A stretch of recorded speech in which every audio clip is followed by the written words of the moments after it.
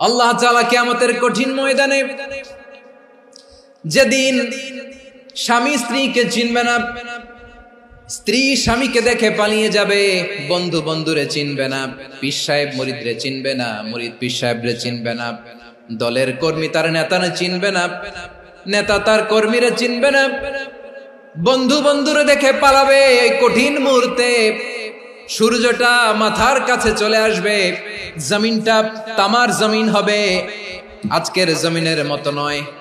মানুষ ঘর্মাক্ত, ক্লান্ত, শ্রান্ত মাথার মগজগুলো কানের ছিদ্র আর নাকের ছিদ্র দিয়ে বেয়ে বেয়ে পড়বে। বিশ্বনবী ফরমান, কিয়ামতের ওই কঠিন ময়দানে 7 শ্রেণীর ব্যক্তিকে রব্বুল আলামিন তার আরশের নিচে ছায়া দিবেন। তার মধ্যে প্রথম শ্রেণীর ব্যক্তি হলো ইমামুন আদিল, যে ইনসাফের সাথে বিচার করে, যে জাস্টিস সমাজে সার্ভ করে, যে সুশাসন নিশ্চিত করে, ওই ইমামুন আদিল। আদিল শব্দটা বুঝছেন না? ইন্নাল্লাহা ইয়া'মুরু বিল আদল, পাইছেন? আদিল। 7 শ্রেণীর ব্যক্তিকে আল্লাহ তাআলা সুশীতল আরশের নিচে ছায়া দিবেন, যেদিন তার দেয়া ছায়া ছাড়া কোনো ছায়া থাকবে না।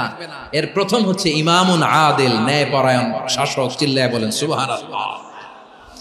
আবার বিশ্বনবী বললেন, ইন্নাল মুকসিতিনা ইনদাল্লাহি আলা মানাবিরা মিন নূর আন ইয়ামিনির রহমান। কিয়ামতের দিন যারা ন্যায় পরায়ণ হিসেবে আল্লাহর সামনে দাঁড়াবে, কিয়ামতের দিন রব্বুল আলামিন তার আরশের ডান দিকে ওই ন্যায় পরায়ণ লোকদের জন্য আরশের ডান দিকে একটা নূরের মিম্বারে তাদেরকে বসার সুযোগ করে দিবে।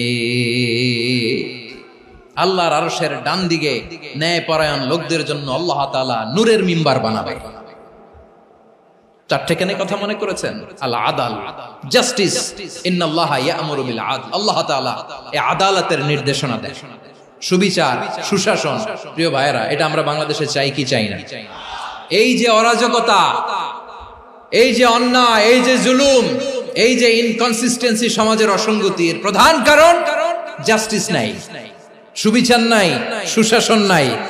শেষবারের মতো আওয়াজ করে বলেন তো, আমরা বাংলাদেশে আদল চাই কি চাই না? তাহলে প্রথম নির্দেশনা শেষ। আল্লাহ তাআলা তোমাদেরকে আদলের আদেশ দেন। এরপরে আল্লাহ বললেন, আমি তোমাদেরকে ইহসানের আদেশ দেই। ইন্নাল্লাহা ইয়া'মুরু বিল আদলি ওয়াল ইহসান। আমি তোমাদেরকে যেমনি আদলের নির্দেশনা দেই, তেমনি ভাবে তোমাদেরকে ইহসানের নির্দেশনা দেই।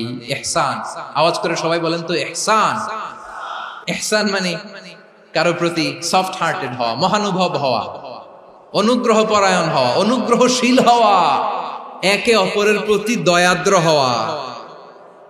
একে অপরের প্রতি দয়াদ্র, অনুগ্রহশীল হওয়া ছাড়া মানবিক সমাজ কশিনকালেও গঠন করা সম্ভব না। প্রিয় ভাইয়েরা, সুন্দর আচরণ দিয়ে, ইহসান দিয়ে যা জয় করা যায়, নরম আচরণ দিয়ে যেটা অর্জন করা যায়, কঠোরতা দিয়ে সেটা পারা যায় না। বিষ্ণু ঈসা ইসলাম ইহসান দিয়ে, কোমল আচরণ দিয়ে, তার অনুগ্রহ দিয়ে তিনি অনেক কাফিরের হৃদয়কে জয় করে ফেলেছেন। সাইয়েদনা সুমামা ইবনে উসাল রাদিয়াল্লাহু তাআলা আনহুর কথা মনে পড়ে যায়। তিনি ছিলেন ইয়ামামার বাদশা। মদিনাতে বিশ্বনবীকে হত্যা করার নিয়তে এসেছিলেন। গোপনে গোপনে বিশ্বনবীকে হত্যা করে আবার ইয়ামামাতে তিনি ফিরে যাবেন।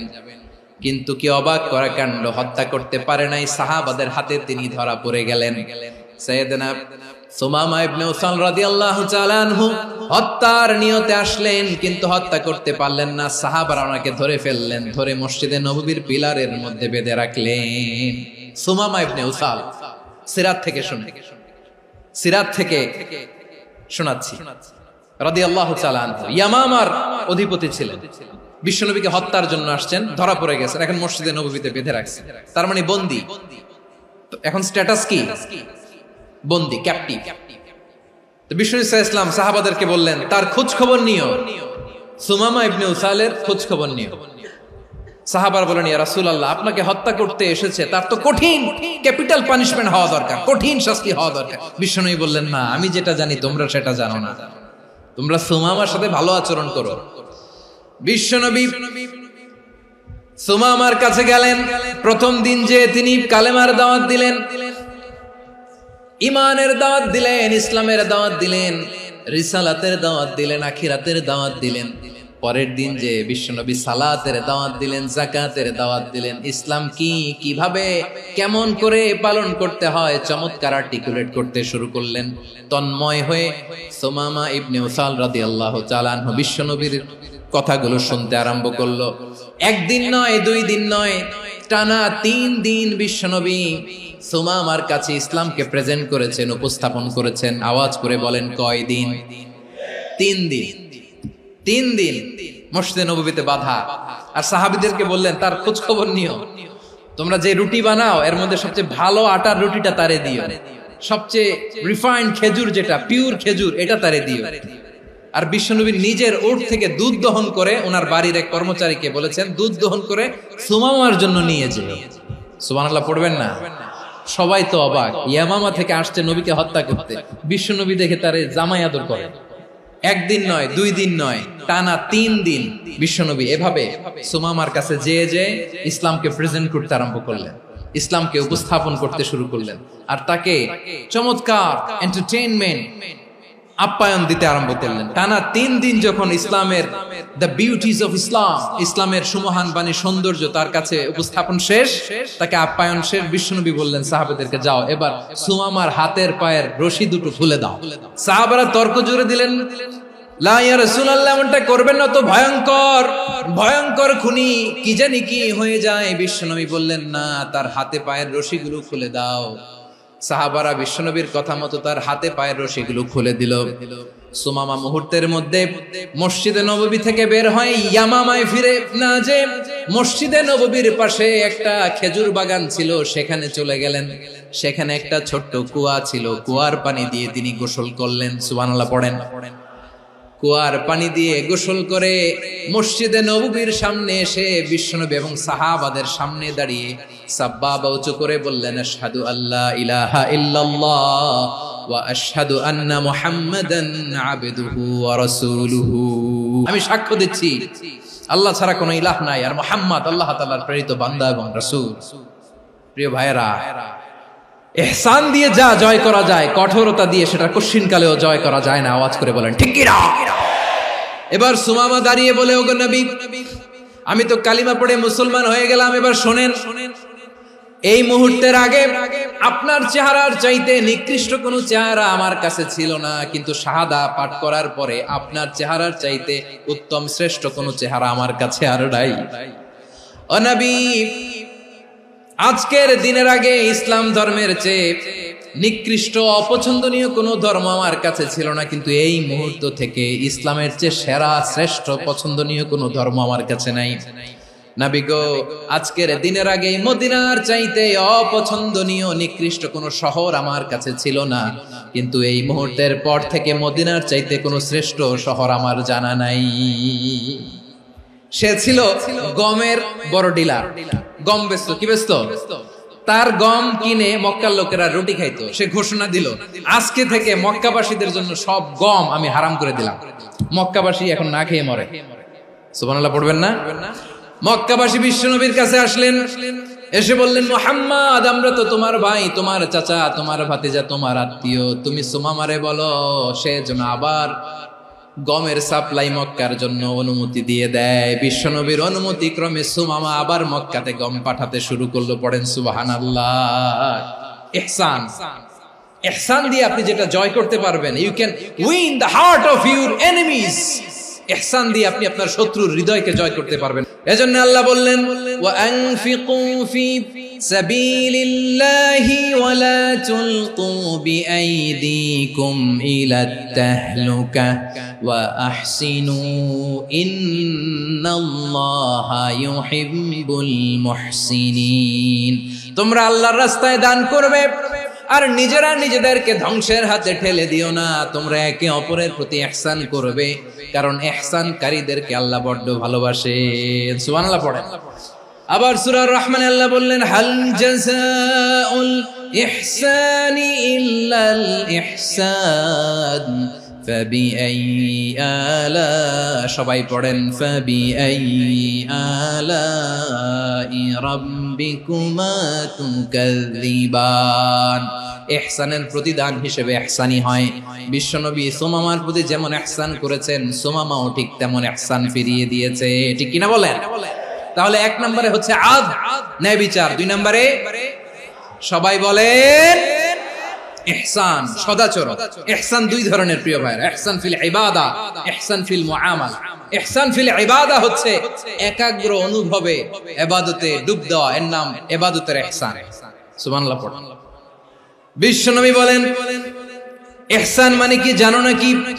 হাদিসে জিবরিলে সাইয়েদনা জিবরিল আলাইহিস সালাম বিশ্বনবীকে বললেন আখবিরনি আনিল ইহসান। নবী আমাদেরকে বলেন ইহসান মানে কি? বিশ্বনবী বললেন আনতা আবুদাল্লাহা কাআন্নাকা তারাহু ফাইন লাম তাকুন তারাহু ফাইন্নাহু ইয়ারাক। ইহসান মানে হলো এমন ভাবে তুমি আল্লাহর সামনে নিজেকে উজাড় করে ইবাদত করবে, তুমি ভাববে তুমি আল্লাহকে দেখতে পাচ্ছ। আর এটা যদি ভাবা তোমার জন্য কঠিন হয়ে যায়, অন্তত এতটুকু তুমি ভাববা যে আল্লাহ তোমাকে দেখতে পাচ্ছেন। ঠিক কিনা বলেন? ও আমার বীর চট্টলার ভাইয়েরা, কেউ যেটা দেখে না সেটা দেখে কে? এই বিশ্বাস হৃদয়ের মধ্যে আছে? নামাজে যখন দাঁড়ান এই ফিলিংসটা আনা যাবে? এসা পর্যন্ত যে আমরা হায়াত পাবো কোনো গ্যারান্টি আছে? সবাই আওয়াজ করে বলেন গ্যারান্টি আছে? গ্যারান্টি নাই। এজন্য বিষ্ণু ইসলাম বলেছে এমন ভাবে নামাজে দাঁড়াও, ইবাদত করো, মনে করো হতে পারে এটাই আমার জীবনের শেষ নামাজ। পারফর্ম দ্য সালাহ as if this is your last and final prayer. এমন ভাবে সালাতে দাঁড়াও, ভাবো হতে পারে এটাই তোমার জীবনের শেষ নামাজ। এমন ভাবে নামাজে দাঁড়াও, ভাবো এটাই শেষ নামাজ। তাহলে নামাজে একাগ্রতা বাড়ায় দিবে কে? ফলে ইবাদতের ইহসান আমাদের অর্জিত হবে। আর মুআমালাতে ইহসান হলো, বিশ্বনবী বলেন ইন্নাল্লাহা তাবারাকা ওয়া তাআলা كتب الإحسان على كل شيء فإذا قتلتم فأحسنوا القتلة وإذا ذبحتم فأحسنوا الذبح وليحد أحدكم شفرته وليرح ذبيحته। ইহসান 2 ধরনের, আওয়াজ করে বলতে হবে কয় ধরনের? একটা হচ্ছে ইহসান ফিল ইবাদা, ইবাদতে ইহসান। ইবাদতে ইহসান কি? একাগ্র অনুভব দিয়ে ইবাদত করা, মন প্রাণ দিয়ে ইবাদত করা। আর মুআমালাতে ইহসান কি? সব কাজে, দৈনন্দিন কাজে, কর্মে, সামাজিক অ্যাক্টিভিটিতে কোমলতা প্রদর্শন করা, অনুগ্রহের সাথে সবকিছু করা। আল্লাহ তাআলা ইন্নাল্লাহা তাবারাকা ওয়া তাআলা কাতাবাল ইহসান আলা কুল্লি শাই, তিনি সবকিছুর ব্যাপারে ইহসানকে আবশ্যক করেছেন। সবকিছু, মুমিনের সব কাজে ইহসানের পরশ থাকবে। ওয়া ইযা কাতালতুম ফাহসিনুল কিতলা, বিষ্ণুই বলেন তুমি যখন কাউকে হত্যা করো ইহসানের সাথে করো। সুবহানাল্লাহ পড়বেন না? যখন হত্যা করো তখনও ইহসানের সাথে। আচ্ছা হত্যা করবো আবার ইহসান আসবে করতে করে, তো মেরেই ফেলবো আমি।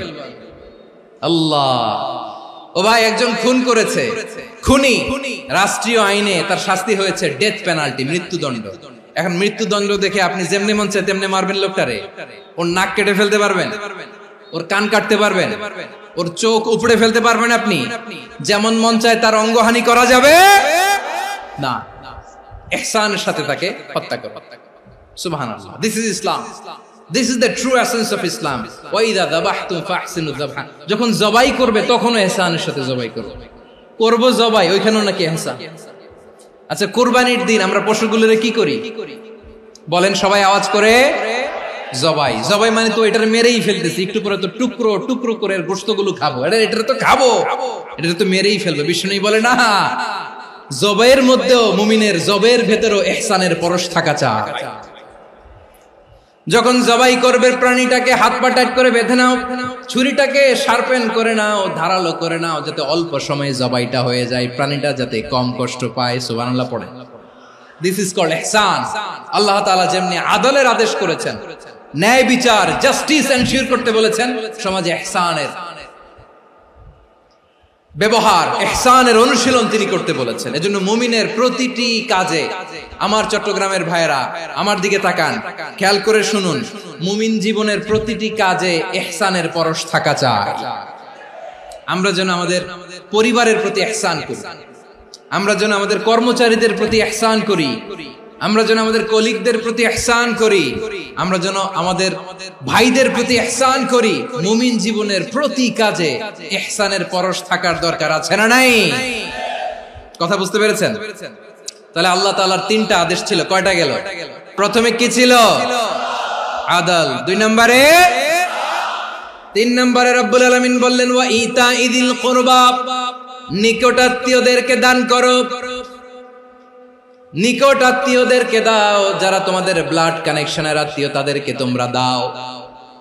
এখানে জেনারেলি বললেন দাও, কি দিব সেটা তিনি এখানে বলেন নাই, সেটা তিনি সূরাতুল ইসরার মধ্যে বলেছেন। আল্লাহ বলেন ওয়া আতিযাল কুরবা হাক্কাহ, নিকট আত্মীয়দেরকে তাদের অধিকার, তাদের প্রাপ্য তোমরা বুঝিয়ে দাও। দেখেন, একটা শান্তির সমাজ, একটা সমৃদ্ধ সমাজ, একটা মানবিক সমাজ গঠনের জন্য আল্লাহ তাআলা বেশি না মাত্র তিনটা অর্ডার, তিনটা ভার্ডিক্ট তিনি জারি করেছেন। এক নাম্বার সুশাসন, ন্যায় বিচার। দুই নাম্বার ইহসান। তিন নাম্বার নিকটাত্মীয়, যারা কাছের, তোমার ভেরি ক্লোজ রিলেশনশিপে আছে, তাদেরকে দাও।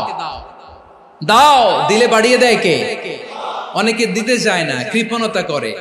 দিলে বাড়ায় দেয় কে? ও মিয়া, মদিনার মধ্যে সবচাইতে গরিব সাহাবী ছিল বেলাল রাদিয়াল্লাহু তাআলা আনহু। ওনার এন্টায়ার অ্যাসেট, সম্পদের পরিমাণ কতদূর জানেন? একটা লুঙ্গি। বেলাল রাদিয়াল্লাহু তাআলা আনহু, ওনার টোটাল ওয়েলথের এস্টিমেশন হচ্ছে মাত্র একটা লুঙ্গি। একটা লুঙ্গি, টোটাল ওয়েলথ এস্টিমেশন, টোটাল সম্পদের পরিমাণ বেলাল রাদিয়াল্লাহু তাআলা আনহুর কি ছিল? ওই বেলাল রাদিয়াল্লাহু তাআলা আনহুকে বিষ্ণু ইসলাম বলেছেন আনফিক ইয়া বেলাল, ও বেলাল তুমিও দাও। ওয়ালা তাখশা মিন যিল আরশি ইখলালা, আরশের অধিপতির তো কোনো ঘাটতি নাই, তুমি দিলে ওই আল্লাহ তোমারে বাড়ায় দিবে। এজন্য আমার প্রিয় ভাইয়েরা, দিলে কমে না, দিলে বাড়ে।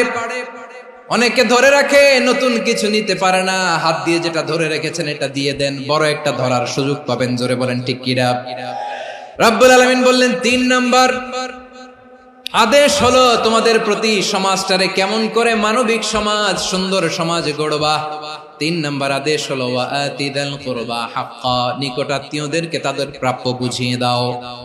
এই নিকটাত্মীয়দেরকে তাদের অধিকার বুঝিয়ে দেওয়া, প্রাপ্য বুঝিয়ে দেওয়াতে আমাদের গাফলতি আছে না নাই? অনেকে দেখবেন অনেক আল্লাহওয়ালা, তাহাজ্জুদ গুজার, সেজদা দিতে দিতে কপালে কালো দাগ ফেলে দিছে, সে তার বোনের হকটা আদায় করে নাই, আছে না নাই? অনেক বড় হাজী সাহেব, বিশাল লম্বা দাড়ি, ছেলেরে সব দিয়ে দিছে, মেয়েরে কিছু দেয় নাই, মেয়ের হক আদায় করে নাই, আছে না নাই? এই হাজী সাহেবেরা, এই আল্লাহওয়ালারা কিয়ামতের ময়দানে আটকে যাবে। আপনি অন্যের অধিকার নষ্ট করেছেন, তাদের রাইটস কে ভায়োলেট করেছেন। এজন্য আল্লাহ তাআলা বলেন, কারো অধিকার যদি কেউ নষ্ট করে, ওই সমাজটা মানবিক সমাজ কঠিনকালেও হতে পারে না। এজন্য ৩ নম্বর আল্লাহ বললেন ওয়া ইতাইদিল কুরবা, নিকটাত্মীয়দেরকে দাও। কি দিবা? তাদের অধিকার দিয়ে দাও। বোনের অধিকার বুঝিয়ে দাও, মেয়ের অধিকার বুঝিয়ে দাও, ফুফুর অধিকার বুঝিয়ে দাও। দেখবেন অনেক মায়েরা ছেলের পাতে মুরগির রান দেয়, মেয়ের পাতে দেয় মুরগির ঠ্যাং।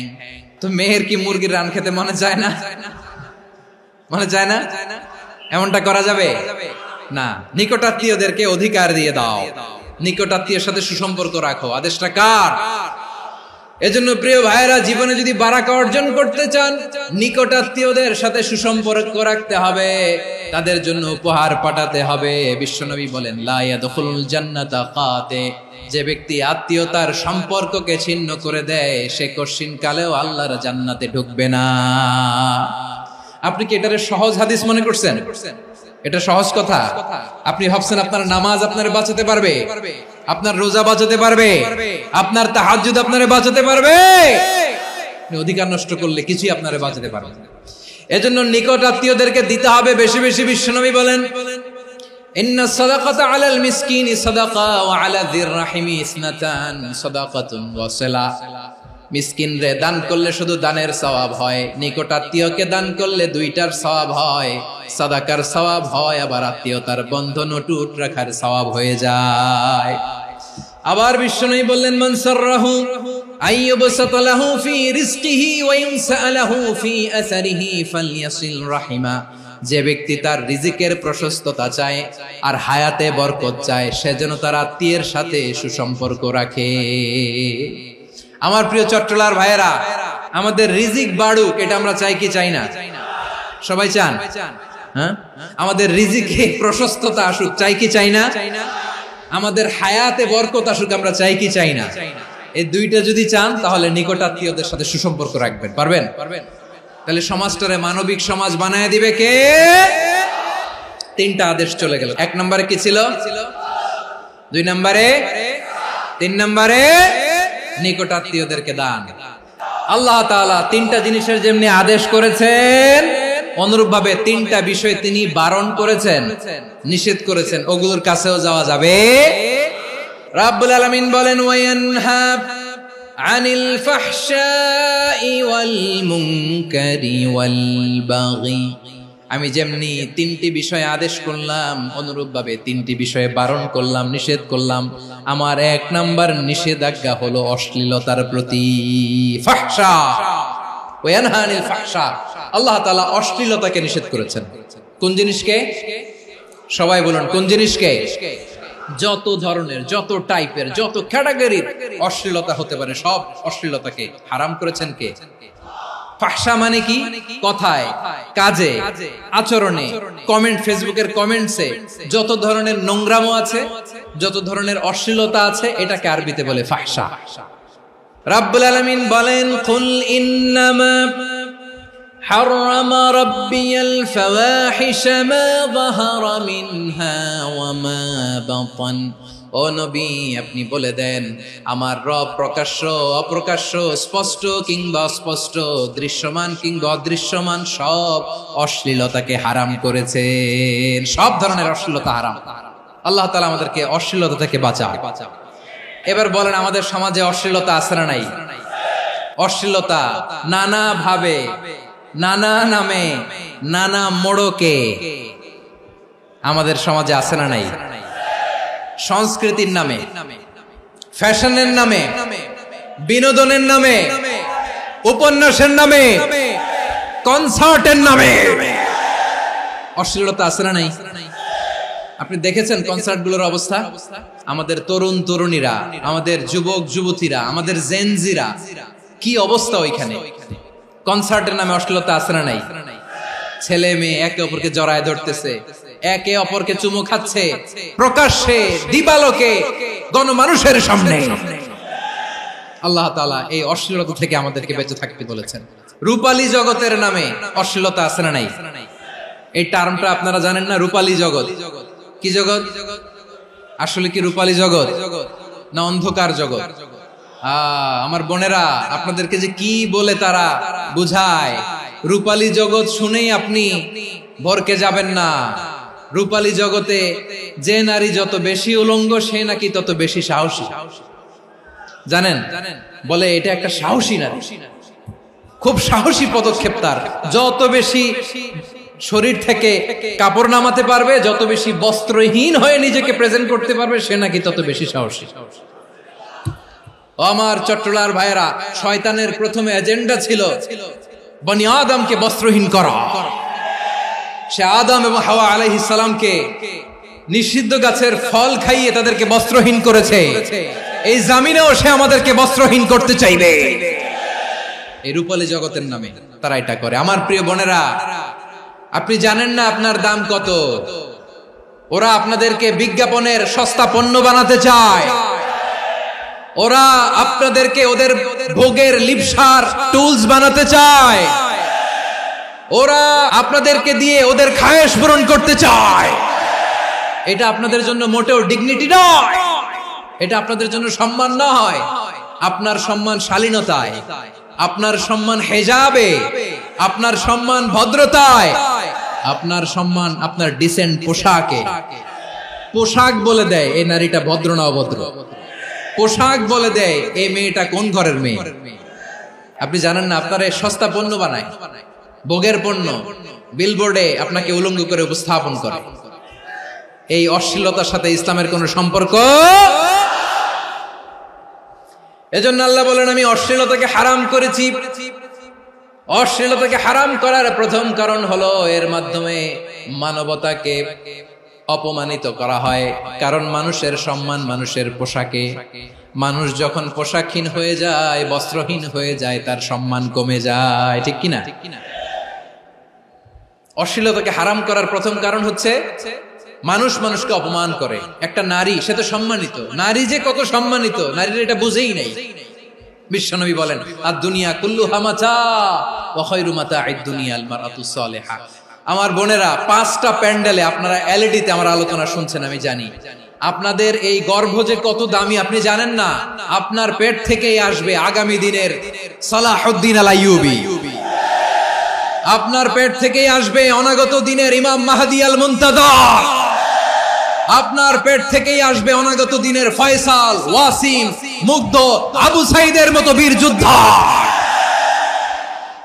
আমার প্রিয় বোনেরা, আমার প্রিয় বোনেরা, বিশ্বনবীর কথার ওজন খেয়াল করেন। আদ-দুনিয়া কুল্লুহা মাতা ওয়া খায়রু মাতা'আদ দুনিয়া আল মারআতুস সালিহা। দুনিয়ার সবকিছুই অ্যাসেট, এর মধ্যে সবচেয়ে দামি অ্যাসেট নেককার নারী। আপনার গর্ভ যে কত দামি আপনি জানেন না। নিজের সময়টাকে কাজে লাগান, কোরআন পড়েন, সুন্নাহ পড়েন। আপনার অনেক দায়িত্ব ঘরে। You are the MD of your family. একটা family it's a very big institution. পরিবার একটা অনেক বড় প্রতিষ্ঠান, and you are the MD of your institution. আপনি এই পরিবারের MD, managing director of your family. এখানে আপনার কত দায়িত্ব। আপনি ছেলে মেয়েদেরকে তারবিয়া করবেন, আপনি আপনার স্বামীর জন্য ঘরটার জান্নাতের নীর বানাবেন, আপনার জন্য জান্নাতের ডুপ্লেক্স বাড়ি ওইখানে তৈরি করে রাখবে কে? আপনি যে কত দামি আপনি জানেন না। নারীদেরকে আল্লাহ বানিয়েছেন উচ্চতর করে, নিম্নতর নয়। নারীদেরকে ছোট্ট জিনিস দিলে এটার বড় করে দেয়। নারীদেরকে ভ্রূণ দিলে, শুক্রাণু দিলে নারী এটারে বাচ্চা হিসেবে উপহার দেয়, ঠিক কিনা? বিয়ের মাধ্যমে স্বামী যখন তার শুক্রাণু তার স্ত্রীকে উপহার দেয়, স্ত্রী রিটার্নে কি উপহার দেয়? ফুল ফর্ম বেবি, মানব সন্তান। দেখছেন, আপনি দিলেন একটুকুনি, দিছে বিশাল। আপনি যদি নারীকে বাজার এনে দেন, নারী এটাকে সুস্বাদু খাবারে রূপান্তর করে দেয়। আপনি তাকে একটা মুচকি হাসি দিয়ে দেন, সে তার কলিজা দিয়ে দেয়। কিন্তু যদি আপনি তার মনে কষ্ট দেন, সে আপনার জীবনকে জাহান্নাম বানায়া দেয়। নারীর মন বুঝতে পারলে নেয়ামত, বুঝতে না পারলে কিয়ামত। আমার প্রিয় বোনেরা, আপনি যে কত দামি আপনি জানেন না। অনেক দামি আপনি। আপনাদেরকে যেন ভোগের সস্তা পণ্য বানাতে না পারে, আপনাদেরকে সচেতন থাকতে হবে। তাহলে কেন আল্লাহ তাআলা এই ফাহশা, অশ্লীলতাকে হারাম করলেন? 1 নাম্বার, এতে হিউম্যান ডিগনিটি কমে। 2 নাম্বার, এতে মানুষের অধিকার নষ্ট হয়। আপনি বিয়ে করেছেন, এরে পরকিয়া করেন, ওর সাথে এরকম আছে না নাই? স্ত্রীর অধিকার নষ্ট করেছেন। আপনি বিবাহ সম্পর্কে আবদ্ধ হয়েছেন তার সাথে, আপনি পরকিয়া করেন ওই ছেলের সাথে, আপনি আপনার হাজবেন্ডের সাথে বিট্রে করেছেন। এজন্য আল্লাহ অশ্লীলতাকে হারাম করেছেন। অশ্লীলতাকে হারাম করার আরেকটা কারণ হচ্ছে আল্লাহ তাআলা এই হিউম্যান জেনারেশনকে এটাকে প্রিজার্ভ করতে চায়। হিফজুন নাসল, এটা মাকাসিদুশ শরিয়ার অনেক গুরুত্বপূর্ণ একটা মাকাসিদ, অনেক গুরুত্বপূর্ণ।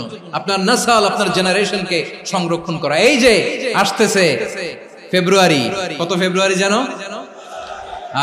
এটা কি বিশ্ব ভালোবাসা দিবস? হ্যাঁ, কি দিবস? এই বিশ্ব ভালোবাসা দিবসের সাথে মুসলমানদের কোনো সম্পর্ক নাই। আমার প্রিয় ভাইরা, এই যে আপনি অবৈধ সম্পর্কে জড়ালেন, কেন আল্লাহ অশ্লীলতাকে হারাম করেছে দেখেন। বলতেছিলাম যে এটা আপনার নাসল, আপনার জেনারেশন, আপনার লিনিয়েজ, আপনার বংশকে প্রিজার্ভ করা। কে কার বাবা, কে কার মা, বাবা মা জানা, প্রজন্মকে প্রিজার্ভ করা, এটা ইসলাম ওয়াজিব করে দিয়েছে। এই যে অবৈধ সম্পর্কের কারণে, বিশ্ব বেহায়া দিবসের কারণে, এগুলোর আউটকাম, আউটপুট হিসেবে মাঝে মাঝে এই ঢাকা মেডিকেলের ডাস্টবিনে নবজাতকের বাচ্চার কান্নার আওয়াজ শুনতে পাওয়া যায়। চট্টগ্রাম মেডিকেলের ডাস্টবিনে নবজাতকের কান্না শুনতে পাওয়া যায়। বীর চট্টলার মুসলমানেরা বুঝতে পারলে আওয়াজ করে বলেন, এই যে চট্টগ্রাম মেডিকেলে যে নবজাতকটা পাওয়া গেল, ওর বাবাকে আমাকে বলেন, ওর মাকে, ও কোন ফ্যামিলির সন্তান কেউ জানে? আপনি হিউম্যান ডিগনিটিকে অপমান করেছেন না? আপনি তার ভবিষ্যৎকে অন্ধকার করেছেন না? আপনি তার লিনিয়েজকে প্রশ্নবিদ্ধ করে দিয়েছেন না? এই জন্য আল্লাহ তাআলা অশ্লীলতাকে আমাদের জন্য হারাম করে দিয়েছেন। পড়েন সুবহানাল্লাহ। এই জন্য রাব্বুল আলামিন বলেন, কুল ইন্নামা হারামা রাব্বিয়াল ফাওয়াহিশা মা যাহারা মিনহা ওয়া মা বাতান। প্রকাশ্য অপ্রকাশ্য সব অশ্লীলতাকে হারাম ঘোষণা করে দিয়েছে কে? আবার দুনিয়ার বুকে যারা অশ্লীলতার প্রসার করে তাদের জন্য শাস্তি মজুদ রেখেছে কে? রব্বুল আলামিন বলেন ইন্নাল্লাযীনা ইউহিব্বুনা আন তাশিআল ফাহিশাতু ফিল্লাযীনা আমানু লাহুম আযাবুন আলীমুন ফিদ দুনিয়া ওয়াল আখিরাতি ওয়াল্লাহু ইয়ালামু ওয়া আনতুম লা তা'লামুন। নিশ্চয়ই যারা বিশ্বাসীদের মাঝে অশ্লীলতার প্রচার প্রসার করতে চায় তাদের জন্য আমি মর্মন্তুদ শাস্তি প্রস্তুত করে রেখেছি, দুনিয়াতেও রেখেছি, আখিরাতেও রেখেছি। ঘোষণাটা কার? যারা এই নাটকের নামে, সিনেমার নামে, রূপালী জগতের নামে, মুভির নামে, ওটিটি প্ল্যাটফর্মের নামে আমার সমাজে অশ্লীলতা ছড়াতে চায় তাদের জন্য কঠিন মর্মন্তুদ শাস্তি মজুদ রেখে দিয়েছে কে? ও আমার বোনেরা, এখনো আপনি জাগবেন না? এখনো আপনার চিন্তার দুয়ারে এখনো নাড়া পড়ে নাই? ওরা আপনাকে উলঙ্গ বানাতে চায়, ওরা আপনাকে আইটেম গার্ল বানাতে চায়। এজন্য ইসলাম অশ্লীলতাকে হারাম করেছে। হারাম। ইসলাম বলেছে যোজন যোজন দূরে থাকো, ওরা বলে না কাছে আসো, কাছে আসার গল্প, ক্লোজ আপ ওয়ান, কাছে আসার গল্প আছে না নাই? তাহলে অশ্লীলতার সাথে আমাদের কোনো সম্পর্ক? সবাই বলতে পারেননি, আওয়াজ করে বলুন, অশ্লীলতার সাথে আমাদের কোনো সম্পর্ক? আমরা এই সমস্ত ক্লোজ আপ ওয়ান, কাছে আসার গল্পের প্রোগ্রামে যাব? আমরা কোন ধরনের অশ্লীল কন্টেন্ট সোশ্যাল মিডিয়ায়, টিভিতে দেখব? কি যুগ যে আমরা কাটাচ্ছি আপনি কল্পনা করতে পারবেন না। পর্ন ইন্ডাস্ট্রি, নারী পুরুষের বস্ত্রহীন যুগল দৃশ্য, এটাকে দিয়ে ওরা কোটি ডলারের ইন্ডাস্ট্রি বানিয়েছে। পুরো মানব ইতিহাসে এরকম জঘন্য সময় মানব ইতিহাস পার করে নাই। পর্ন এটা ইন্ডাস্ট্রি হয়ে গেছে। আমাদের এই যুবকগুলো, জেনজিগুলো, ওদের চরিত্র বাঁচাবে কি করে? কেমন করে হেফাজত করবে ওদের এই মূল্যবান চরিত্র? আমার প্রিয় ভাইরা, এই অশ্লীলতার দ্য লেটেস্ট ভার্সন হচ্ছে LGBTQ, শরীফ থেকে শরীফা। শুনছেন আপনারা? দেখতে পুরুষ, আসলেই পুরুষ, সুস্থ একজন পুরুষ, 4 সন্তানের বাবা, বলে আমি মনে মনে নারী। দেখতে নারী, সুস্থ নারী, আসলেই সে দিব্যি একজন নারী, বলে আমি মনে মনে পুরুষ। সবচেয়ে ভয়ঙ্কর অশ্লীলতার সবচাইতে লেটেস্ট ভার্সন হচ্ছে এই ট্রান্সজেন্ডারিজম। সুস্থ পুরুষ তার বায়োলজিক্যাল গ্রোথকে হরমোন দিয়ে স্টপ করে দিয়ে সে সার্জারি করে নারী হতে চায়। সুস্থ নারী পুরুষ হতে চায়। পুরুষ পুরুষের প্রতি সেক্সুয়ালি আকর্ষণ বোধ করে। এটা লূত আলাইহিস সালামের কওমের মধ্যে ছিল। এটাকেও আল্লাহ কোরআনে ফাহিশা বলেছেন। ওয়ালুতান ইয قال لقومه أتأتون الفاحشة ما سبقكم بها من أحد من العالمين। লূত আলাইহিস সালাম বললেন, তোমরা কি এমন এক অশ্লীল কার্যক্রমে ডুব দিলে নাকি যেটা গোটা বিশ্বের কেউ কখনো করে নাই? তোমরাই প্রথম করেছো। পড়েন নাউযুবিল্লাহ। এই পশ্চিমের এই রোগ আমার দেশে যেন আসতে না পারে, আমাদের সজাগ থাকতে হবে। প্রিয় ভাইরা চিল্লায় বলেন ঠিক কিনা? পশ্চিমের অবস্থা ভয়ঙ্কর। পাশ্চাত্যে, আমি যুক্তরাষ্ট্রে ছিলাম অনেকদিন, কয়েক মাস, বিভিন্ন স্টেটে ঘুরেছি। গার্ডিয়ানরা উদ্বিগ্ন, ছেলে মেয়েদেরকে, ছোট্ট ছেলে মেয়ে, ওদেরকে জিজ্ঞেস করে, তুমি how do you feel right now inside yourself? তুমি ভিতরে ভিতরে কেমন ফিল করো? তোমার কি ছেলে ছেলে লাগে না মেয়ে মেয়ে লাগে? আচ্ছা বলেন, এই ছোট্ট বাচ্চাটা ওকে এগুলো জেন্ডার অ্যাসাইনমেন্ট বলতে এগুলো কিছু বুঝে? এইভাবে মিসগাইড করা হচ্ছে। কৌতূহল বশত ছোট্ট ছেলে যদি বলে আমার তো মেয়ে মেয়ে লাগে, তখন বলে যে না তুমি মেয়ে, ছেলে না। মা বাবা বাধা দিলে ওকে আলাদা গভর্নমেন্ট হাউসে নিয়ে যায়। ভয়ঙ্করতম অবস্থা। আমরা একটা সময় শুনতাম যে হুজুর আমার ছেলেটা খুব ভালো, হাফেজে কোরআন, আল্লাহওয়ালা। হুজুর আমার ছেলে দাড়ি রাখছে, আল্লাহওয়ালা। হুজুর আমার ছেলে 5 ওয়াক্ত সালাত জামাতের সাথে পড়ে, তার মানে আল্লাহওয়ালা। পশ্চিমে যে আমি কি শুনছি জানেন? ওরা বলে হুজুর আমার ছেলেটা ইউনিভার্সিটির একটা মেয়ের সাথে প্রেম করে, ও খুব আল্লাহওয়ালা, হুজুর দোয়া করবেন। এর কারণ ওদের কাছে আল্লাহওয়ালার ক্রাইটেরিয়া হচ্ছে হুজুর আমার ছেলেটা আরেক ছেলের পছন্দ করে নাই, আমার মেয়েটা আরেক মেয়েকে ভালোবাসে নাই, এজন্য আমার ছেলেটা আল্লাহওয়ালা হুজুর ওর জন্য একটু দোয়া করে দিয়ে। কি চ্যালেঞ্জ ওরা ফেস করতেছে। ওনার ছেলে যে আরেক ছেলেরে বিয়ে করবে না, এটাতেই উনি খুশি যে আলহামদুলিল্লাহ আমার ছেলেটা একটা মেয়েরে ভালোবাসে, আমার মেয়েটা একটা ছেলেরে ভালোবাসে, মানে এটা খুব আল্লাহওয়ালা। নাউজুবিল্লাহ পড়তে পারলেন না? এজন্য অশ্লীলতার সাথে আমাদের কোন সম্পর্ক। রাব্বুল আলামিন বলেন ওয়ায়ানহা আনিল ফাহশাই ওয়াল মুনকারি ওয়াল বাগি, তিনটা জিনিসকে আমি নিষিদ্ধ করলাম। এক নাম্বার হলো ফাহশা, অশ্লীলতা। দুই নম্বরে হলো মুনকার, সমস্ত মন্দ কাজ। মুনকার মানে হচ্ছে যত মন্দ কাজ, খারাপ কাজ, বাজে কাজ, এটার বলে মুনকার। এটার কি বলে? আপনারা পড়ছেন না তা'মুরুনা বিল মা'রুফি ওয়া তানহাউনা আনিল মুনকার, সৎ কাজের আদেশ, অসৎ কাজের নিষেধ। মুনকার, মুনকার হচ্ছে মানুষের স্বাভাবিক বিবেকবোধ যেটাকে খারাপ বলে, ওইটাই মুনকার। পৃথিবীর সব আসমানি গ্রন্থ যেটাকে খারাপ বলেছে, মানুষের স্বাভাবিক বিবেকবোধ যেটাকে খারাপ বলেছে, এগুলো সব মুনকার। যেমন ইফতিজিং, এটা কি ভালো না খারাপ? মজুদদারি, খাদ্যে ভেজাল দেওয়া, ওজনে কম দেওয়া, মাছে ফরমালিন মিশানো, চাঁদাবাজি, টেন্ডারবাজি, দখলবাজি, এগুলো আমাদের স্বাভাবিক বিবেকেই বলে এগুলো খারাপ, এগুলো হচ্ছে মুনকার। আল্লাহ তাআলা এই মুনকার থেকে আমাদেরকে বেঁচে থাকতে বলেন, আর শয়তান এই মুনকারের প্রতি আমাদেরকে উদ্বুদ্ধ করে। আল্লাহ তাআলা বললেন ইয়া আইয়ুহাল্লাযীনা আমানু লা তাত্তাবিউ খুতুওয়াতিশ শাইতান ওয়া মান ইয়াত্তাবি' খুতুওয়াতিশ শাইতানি ফাইন্নাহু ইয়া'মুরু বিল ফাহশাই ওয়াল মুনকার। আল্লাহ বললেন আমার গোলামেরা শোনো শোনো, ও আমার বিশ্বাসী বান্দারা খবরদার, তোমরা কশিনকালেও শয়তানের পদাঙ্ক অনুসরণ করবে না, কারণ শয়তান তোমাদেরকে অশ্লীলতা এবং মন্দ কাজের দিকে উদ্বুদ্ধ করে। আমাদের কাজ হচ্ছে শয়তান আমাদেরকে যেদিকে নিতে চায় আমরা তার উল্টা দিকে যাব। শয়তান এই মন্দ কাজকে আমাদের কাছে বিউটিফাই করে, চাকচিক্যময় করে আমাদের সামনে উপস্থাপন করে। এজন্য আল্লাহ বলেন মুনকারকে থামাতে হবে, মুনকার প্রতিরোধ করতে হবে। মুনকার প্রতিরোধের দায়িত্ব শুধু আমাদের নাকি? শুধু আপনার খতিব সাহেবের, ইমাম সাহেবের, নাকি মুসলিম উম্মার সবার? আওয়াজ করে বলুন, মুনকার অসৎ কাজ প্রতিরোধের দায়িত্ব কার?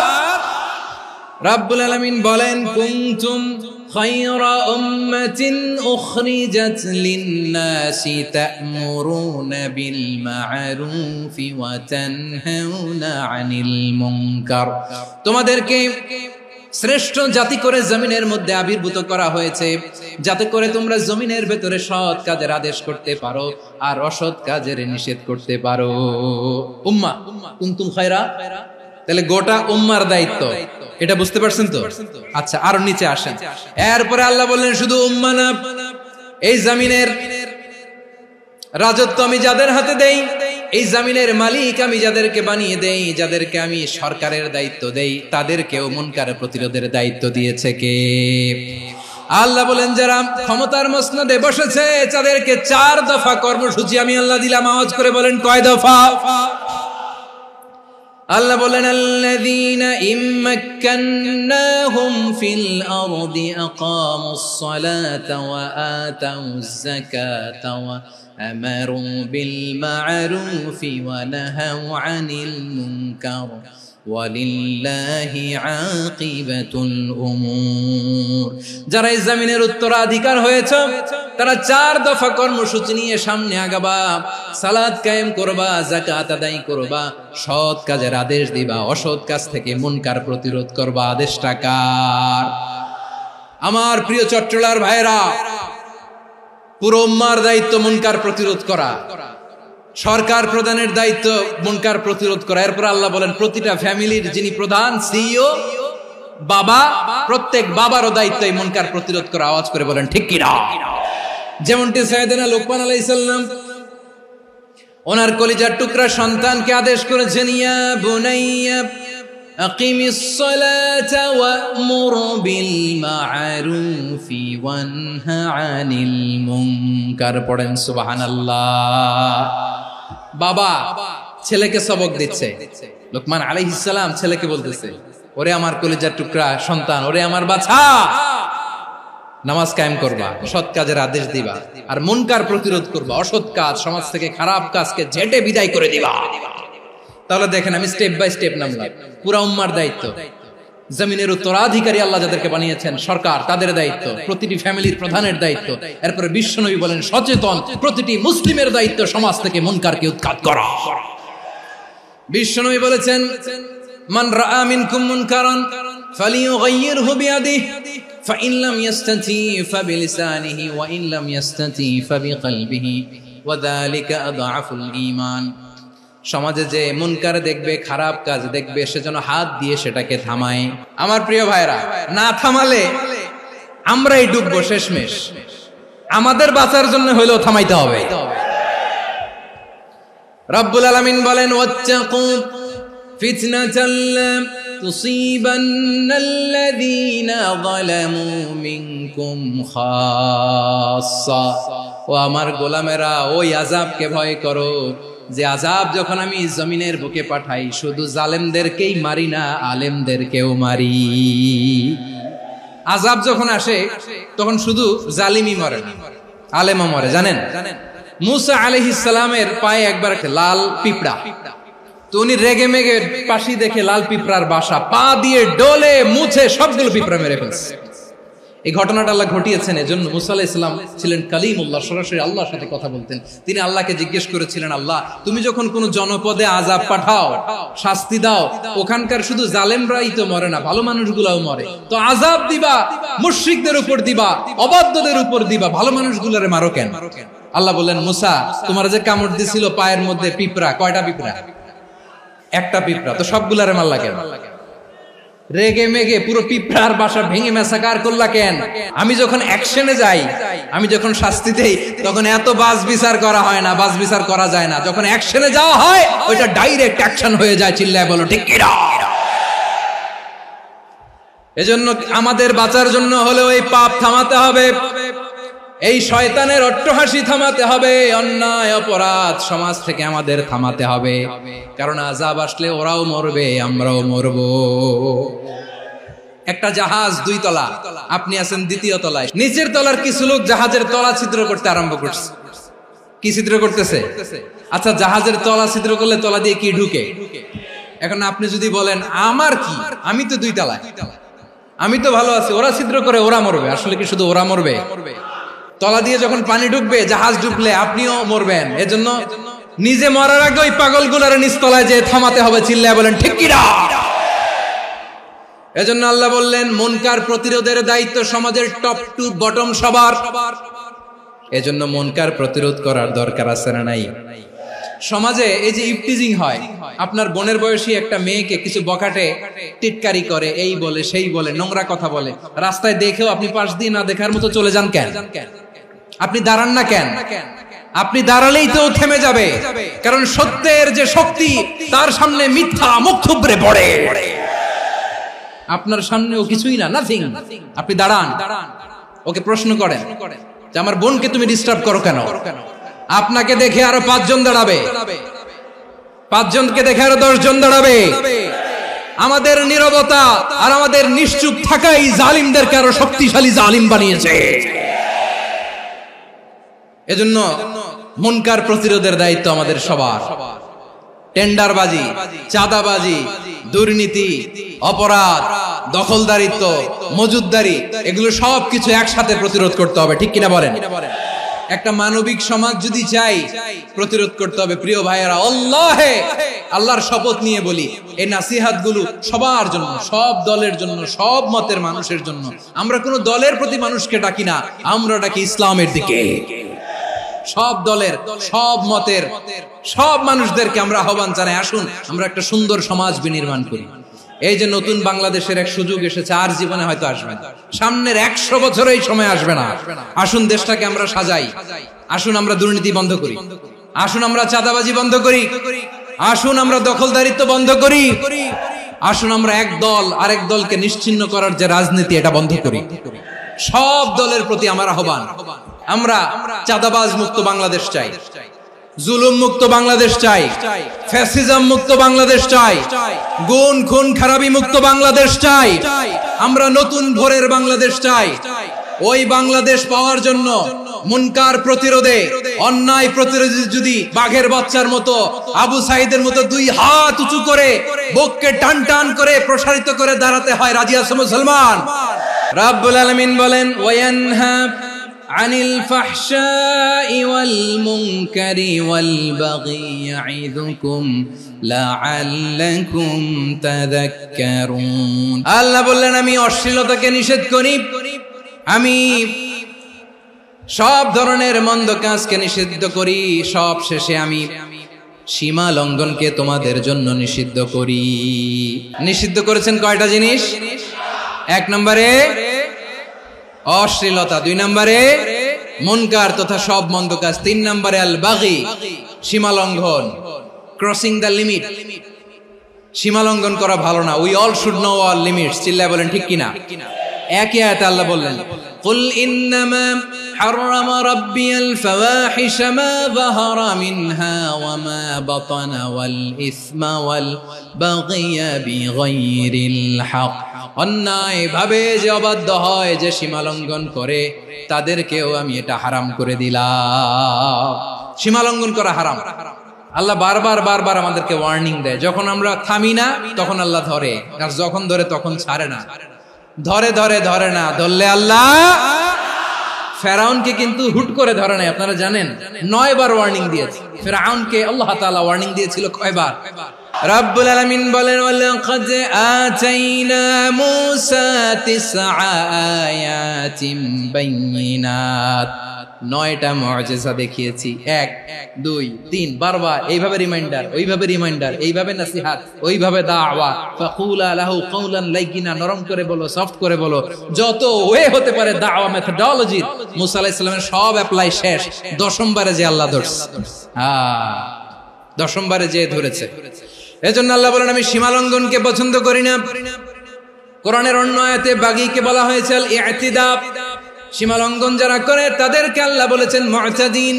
ওয়াকাতিলু ফি সাবিলিল্লাহিল্লাযীনা ইউকাতিলুনাকুম ওয়া লা তা'তাদু ইন্নাল্লাহা লা ইউহিব্বুল মুতাদিন। আমি সীমা লঙ্ঘনকারীদেরকে কোশ্চিনকালেও পছন্দ করি না। আমরা যেন সীমা লঙ্ঘন না করি, রাজি আছেন তো? যে কোনো ক্ষেত্রে ইবাদতে যেন সীমা লঙ্ঘন না করি। অনেকে আমরা ইবাদতে সীমা লঙ্ঘন করে ফেলি। বিশ্বনবী সাল্লাল্লাহু আলাইহি ওয়াসাল্লাম যেটা শিখিয়েছেন এর বাইরে যে অতিরিক্ত বুজুর্গ হতে চায়, এরকম আছে না নাই? কোন ক্ষেত্রেই সীমা লঙ্ঘন করা যাবে, এমনকি যুদ্ধ ক্ষেত্রেও না। বিশ্বনবী সাল্লাল্লাহু আলাইহি ওয়াসাল্লাম বলেন, খবরদার যুদ্ধ ক্ষেত্রেও সীমা লঙ্ঘন করো না।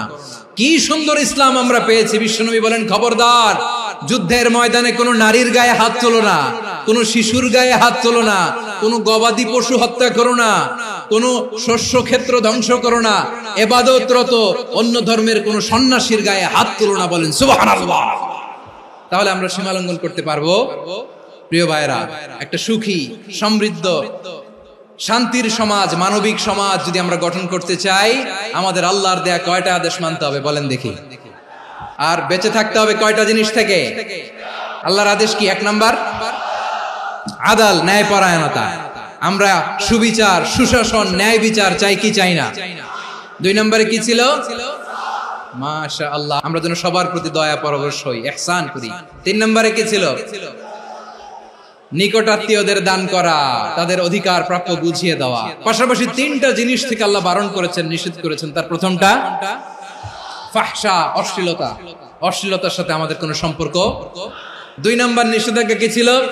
আল মুনকার, সমাজের যত মন্দ কাজ এগুলোকে আমরা প্রতিরোধ করব। রাজি আছেন তো সবাই? 3 নম্বরে আল বাগী, সীমালঙ্ঘন। কোন মুসলিম সীমালঙ্ঘন করে না। রাব্বুল আলামিন শেষে বললেন, ইয়াইদুকুম লাআল্লাকুম তাযাক্কারুন। আল্লাহ তোমাদেরকে উপদেশ দেন যাতে তোমরা শিক্ষা গ্রহণ করো। আমরা উপদেশ দেব, আমরা জোর করে কাউরে কিছু মানাতে চাই না। লা ইকরাহা ফিদ্দিন ওয়াযাক্কির ফাইন্না যিকরা তানফাউল মুমিনিন। উপদেশ দিলে এটা মুমিনদের কাজে দেয়।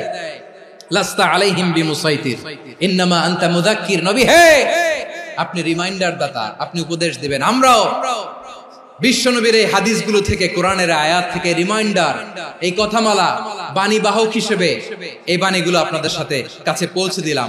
আমরা আল্লাহ তাআলার কাছে প্রার্থনা করি, আল্লাহ আমরা যেন আদল দিয়ে আমাদের সমাজকে গঠন করতে পারি, আল্লাহ আমরা যেন ইহসান করতে পারি, আমরা যেন নিকটাত্মীয়দের দান করতে পারি। আল্লাহ যত ধরনের অশ্লীলতা, অনাচার, মন্দ কাজ, সীমালঙ্ঘন, অবাধ্যতা থেকে যেন আমরা বেঁচে থাকতে পারি। আল্লাহ তাআলা আমাদের সবাইকে কথাগুলো বুঝার ও আমল করার তৌফিক দান করুক। হাযা মা ইনদি ওয়াল ইলমু ইনদাল্লাহ আলাইহি তাওয়াক্কালতু ওয়া ইলাইহি উনীব। সুবহানাকাল্লাহুম্মা বিহামদিকা আশহাদু আল্লা ইলাহা ইল্লা আনতা আস্তাগফিরুকা ওয়া আতুবু ইলাইক।